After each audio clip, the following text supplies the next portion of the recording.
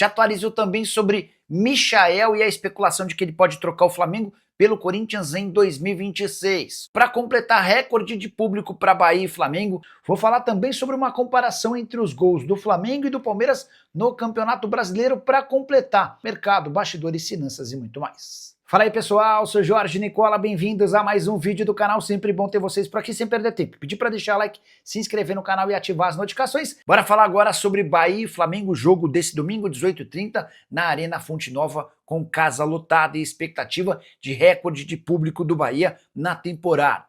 Já foram vendidos 45 mil ingressos de forma antecipada.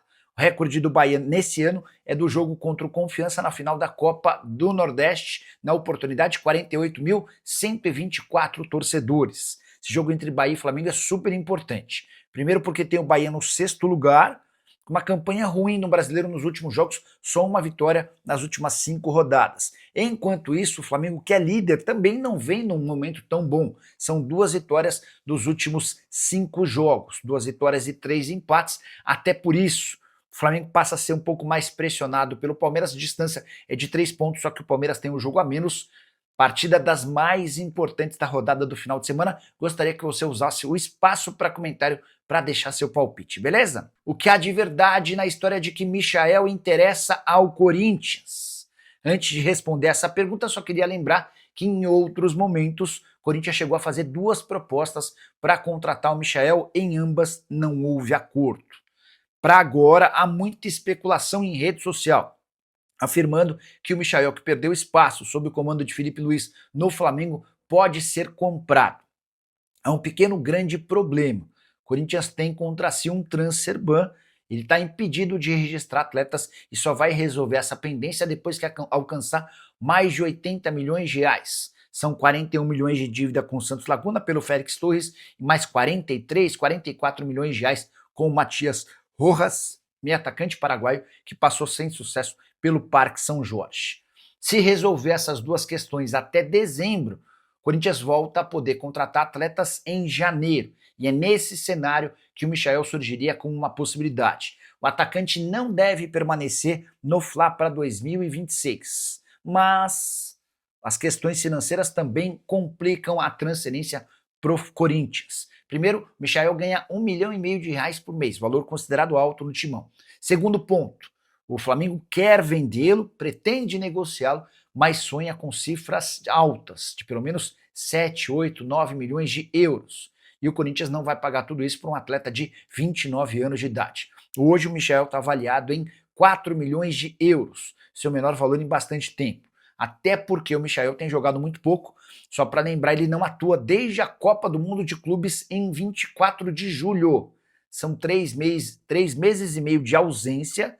Nesse período ele chegou a ser levado ao banco de reservas em 5 partidas, mas acabou não utilizado. Michael que pode reaparecer no banco de reservas contra o Bahia nesse domingo, depois de se recuperar de dores no tornozelo. O contrato dele com o Fla só se encerra em dezembro de 2028. Dá para dizer que há outras prioridades no Corinthians em relação a 2026, mas o assunto reforços ainda não foi debatido para valer pelo Fabinho Soldado e pelo técnico Dorival Júnior, até porque nenhum nem outro estão garantidos no timão da próxima temporada.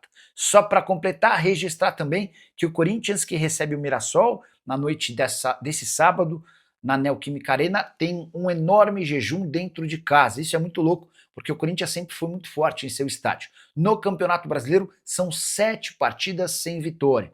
Quase 5 meses de frustrações. Nesses 7 jogos são 4 empates contra Vitória, Cruzeiro, Fortaleza e Palmeiras, e mais 3 derrotas para Red Bull Bragantino, Bahia e Flamengo, e apenas em jogos do Campeonato Brasileiro, tá? Na Copa do Brasil, o Corinthians andou vencendo dentro de casa, mas no Brasileiro são 7 partidas consecutivas sem triunfo, o que ajuda a explicar a 13ª colocação alvinegra no Campeonato Brasileiro.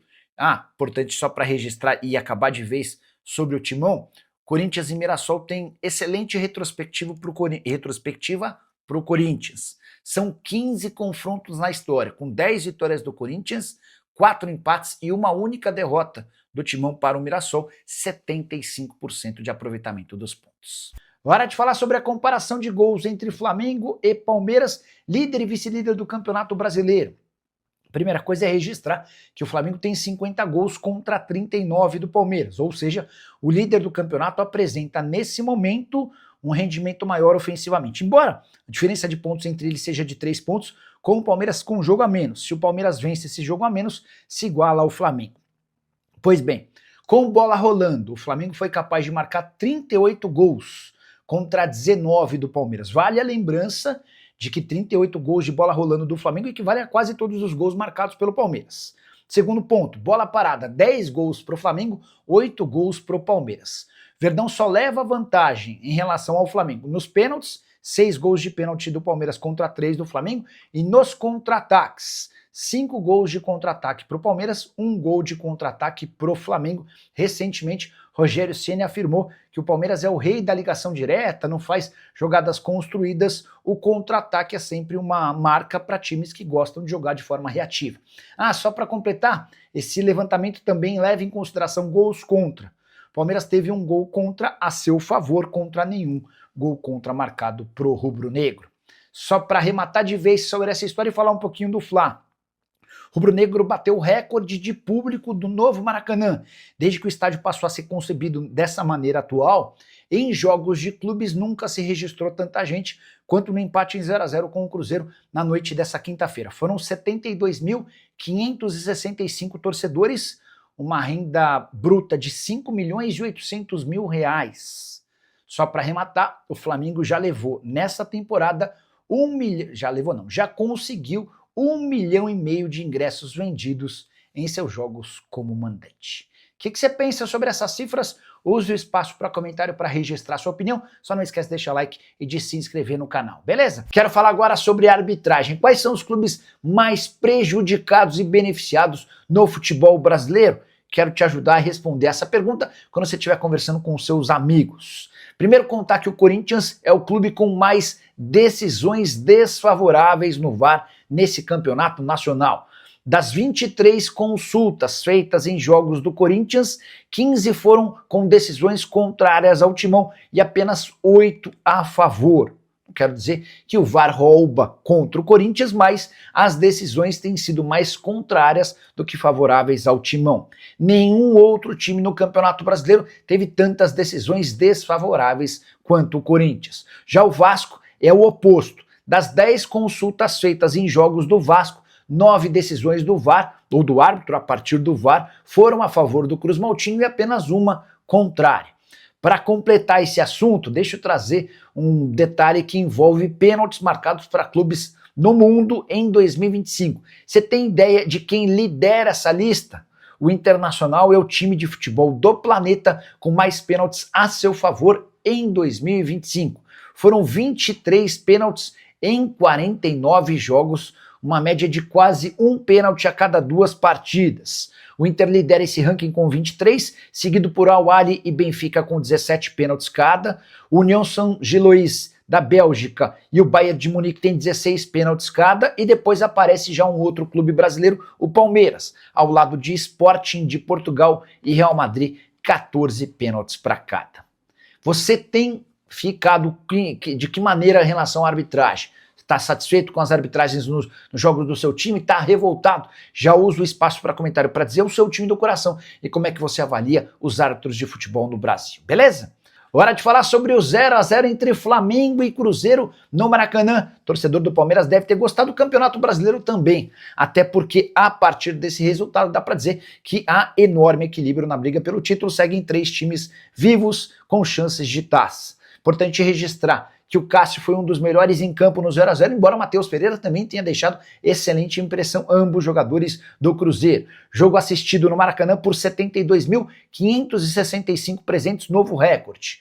Já o número de pagantes, 67.873. Renda bruta de 5.800.000 reais. Se o Flamengo tivesse vencido o Cruzeiro, dá para dizer que praticamente eliminaria o rival da disputa pelo título, abrindo 7 pontos e com um jogo a menos. Mas, com um empate, a distância se mantém em 4. A nova classificação tem o Flamengo com 55 pontos, o Palmeiras com 52 e o Cruzeiro com 51. com a lembrança de que o Cruzeiro tem um jogo a menos, o Cruzeiro tem um jogo a mais do que o Flamengo e 2 jogos a mais do que o Palmeiras. Antes de gravar o vídeo, consultei o pessoal da Universidade Federal de Minas Gerais, do seu departamento de matemática, para saber sobre as novas chances de título. O Flamengo aparece com 45,8%, seguido pelo Palmeiras com 41% e pelo Cruzeiro com 12,4%. Só para arrematar, queria registrar desfalques de Flamengo e Cruzeiro para a próxima rodada. O Flamengo não terá Léo Pereira e Alexandro, ambos tomaram o 3º cartão amarelo. O Flamengo enfrenta o Bahia fora de casa. Já o Cruzeiro, que recebe o Sport, terá muitos problemas. Caio Jorge, William, Fabrício Bruno e Lucas Romero estão suspensos.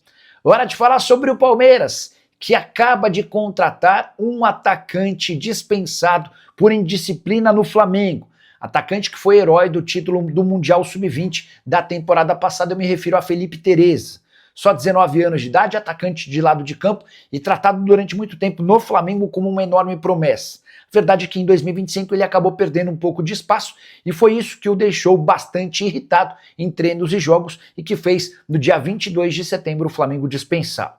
Palmeiras cogitou, estudou e contratou o atleta desde o início da semana. Felipe Tereza já treina com o restante do elenco no time sub-20 do Palmeiras. O anúncio aconteceu apenas nessa quinta-feira, depois que o nome do atleta teve, a rescisão do atleta no bid foi confirmada, e aí o Palmeiras já segurou a contratação do jogador. Felipe Tereza assina por 2 anos, sem custos ao Palmeiras. Verdão fica com 90% do valor de uma venda futura e deixa 10% para o jogador.